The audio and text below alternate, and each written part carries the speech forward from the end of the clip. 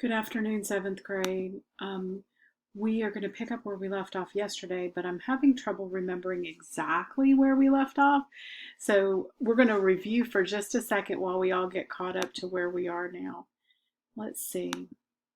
I believe we were somewhere around here. I believe we did talk about this, and we talked about that. Yeah, we did. We talked about this. We talked about Mao Zedong's 5-year plan, his Great Leap Forward, the Cultural Revolution, because we talked about in there the fact that he had his wife accused of treason. We talked about Tiananmen Square. I told you that I remember seeing that as a young child on TV. All right, so today we're going to start with the Cold War crises.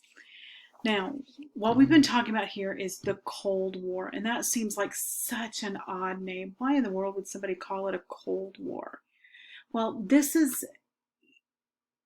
a war where, like when you're 9, 10 years old and you're on the playground and you have that one kid at school that you cannot get along with. We've probably all had that one kid at some time or another. And you don't actually throw punches because that would get you in trouble. But you stand up to each other and you don't take any nonsense from the other person. That's kind of what the Cold War was. It was the United States versus Russia just standing there and saying, "You're not coming on my land." We were fighting each other, and we always wanted to be one up on the other one. And that's what this Cold War crisis is going to do.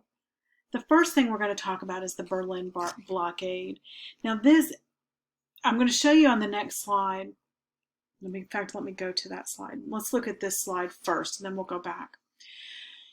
At the end of World War II, Berlin, according to Germany, the map on the left is what we're looking at, not the one on the right. We'll talk about that in a second.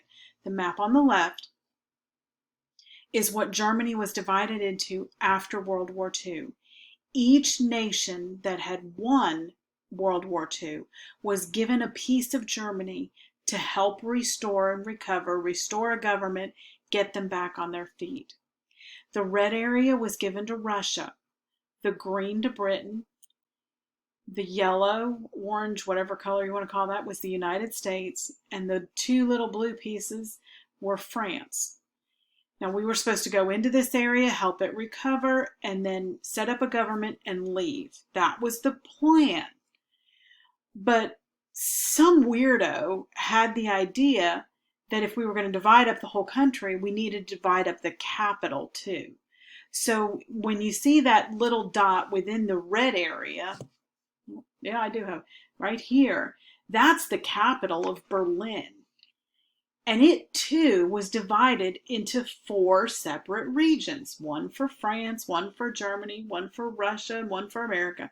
It's kind of a dumb idea, but I understand why they did it. But anyway, that's what they did. They divided up into 4 zones. So here we go with the notes. Okay.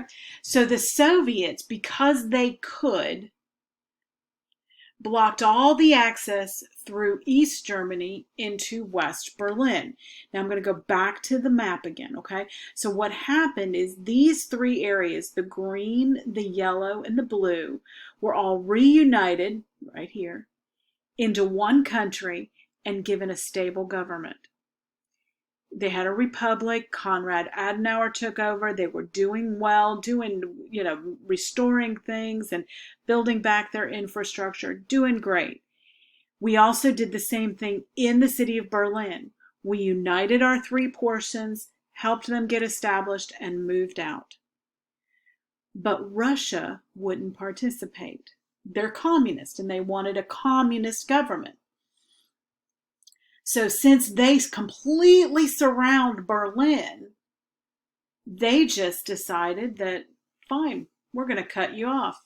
Oh, that went too far. Got to go back here. Here we go. Sorry about that. All right, so they cut off all traffic to go into Berlin.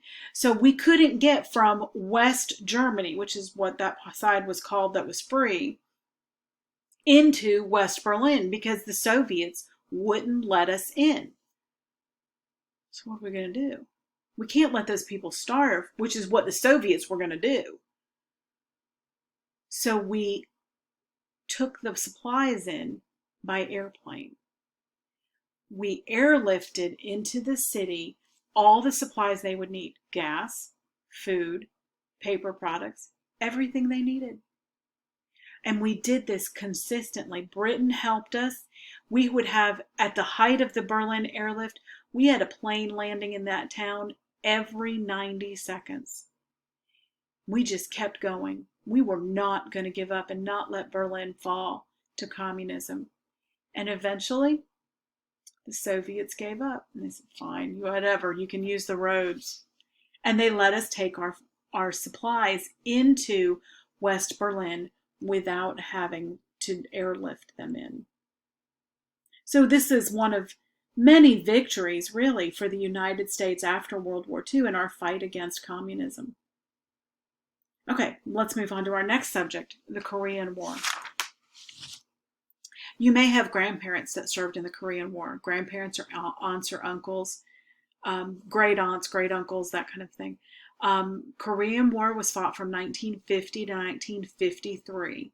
This is in the age of my parents. My parents were very young at this age, during the Korean War. They were in like elementary school. Okay, so Korea after World War II had been divided into two pieces. It's a peninsula, so it kind of sticks out into the water. You can see a map of it on page 354 in your book. And it had been divided into two parts. And the northern part of Korea was controlled by Russia, by the Soviet Union, and the southern part was controlled by the United States. Again, we get a government started, we move out. We are not there to run another country. But what happened was North Korea was controlled by the Soviets. They decided they wanted to reunite all of Korea into one country. So they pushed down into South Korea. They invaded in 1950. So they pushed down into South Korea, took over almost the whole continent, a whole country before we could get back in there. General MacArthur went over from Japan and he took American troops into North Korea, into a little town called Incheon. And they landed in Incheon and they fought back. And it was Chinese and North Korean troops. And we fought back and fought back until we got them pushed almost all the way back into China. Then they had some setbacks and all of that, which we'll get into in world history in a couple of years. They pushed back until the Chinese troops intervened, and then they ended up coming to an agreement to stop fighting. To this day, Korea is a divided country. And we've talked before about that, how today Kim Jong-un is a rogue dictator of North Korea. Of course, you may have heard in the news lately that we don't know the current status of his life. He may, in fact, be dead. We are not sure because they won't say. Either way, it's not good. I mean, not that it's good for a person to die. He needs Jesus. But North Korea there's other family members that will take over when he dies. It will continue to be a communist dictatorship. But it is still divided this day. We have two exchange students from South Korea, Tom and Edwin, and they will tell you that South Korea is a thriving country. It's a beautiful place. So they've done very well. They have a great economy and a great system of government. But North Korea continues to fight under the ills of communism. Okay, let's move on to another country, Cuba.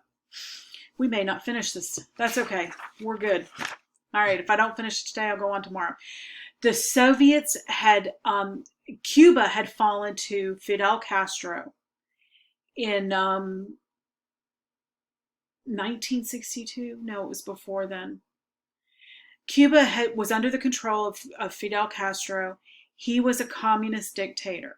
And Cuba, as you know, is right off the coast of Florida. They're about 40 miles apart at their nearest point.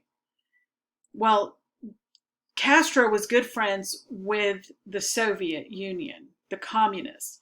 So he allowed them to put nuclear missiles in Cuba aimed at the United States. Now you can imagine that this would terrify people. When we found out that there were nuclear missiles aimed at the United States, I mean, especially, here in Georgia, that's not that far. So we demanded their removal, and our president at that time was John Kennedy. He demanded the removal, and for a couple of weeks there, it was really tense. It was at the point that Americans were afraid of being attacked. Many Americans installed bomb shelters in their backyard because they were afraid that they were going to be attacked by Cuba. Finally, Kennedy and Leonid Brezhnev, the ruler of Russia, agreed to sit down and talk. They agreed to remove the missiles. Soviets agreed to remove the missiles from Cuba, and the U.S. agreed to remove the ones that they had recently installed in Turkey, which isn't that far from Russia. So while we were upset that they were in Cuba, we had done the same thing, okay? So I want you to understand that this is not one-sided. This is what Cold War is about. Okay, Vietnam is the next thing we need to talk about, and we're going to do just a real cursory look at Vietnam. We're going to just hit the highlights. We are not spending a lot of time on this. Ho Chi Minh was the leader in Vietnam. He was a communist, but he had come into the country. He was from Vietnam. Okay, he is a Vietnamese person. And he had come into his country after World War II and wanted to take control of the country of Vietnam away from France. France had owned it as a colony before World War II, and they came back in afterwards trying to reestablish their control. And Ho Chi Minh did not want that to happen. So he stopped them at the Battle of Dien Bien Phu. I know that's a weird name, but that's the name of the battle where the communist forces of Vietnam defeated the French and won control of their own country. So according to the peace talks that they signed, the agreement they signed, the communist forces would have control only of the northern part of Vietnam, and the southern part of Vietnam would remain free of communism. The problem is, okay, that was this point here, okay? The problem is there were people called the Viet Cong. Now that's an odd name there, but I want you to make sure you write down who they are.